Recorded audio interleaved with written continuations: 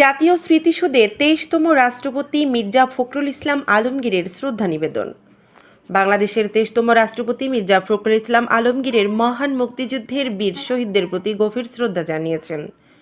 আজ শনিবার ২২ আগস্ট সকাল ১০টা ১৫ মিনিটে সাভারে জাতীয় স্মৃতিসৌধে তিনি শহীদ বেদিতে পুষ্পস্তবক অর্পণ করেন।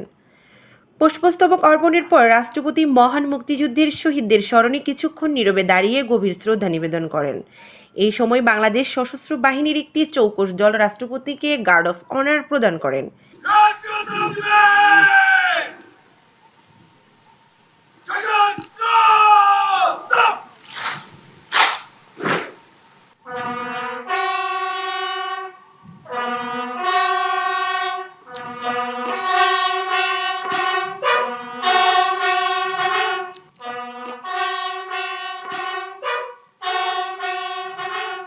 সেনাবাহিনী, নৌবাহিনী ও বিমান বাহিনীর সমন্বয়ে গঠিত দলটি রাষ্ট্রীয় মর্যাদায় তাকে সম্মান জানায়।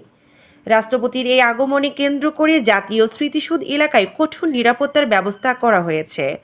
বিভিন্ন পর্যায়ে সরকারি কর্মকর্তা, রাজনৈতিক নেতৃবৃন্দ এবং আমন্ত্রিত অতিথিরা এই সময় উপস্থিত ছিলেন।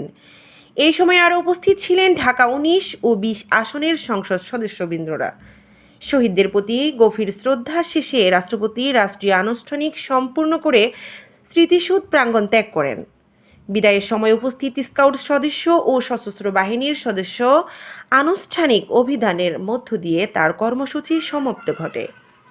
মির্জা ফখরুল ইসলাম আলমগীরের সম্প্রতি বাংলাদেশের ২৩তম রাষ্ট্রপতি হিসেবে নির্বাচিত ও শপথ গ্রহণ করেন।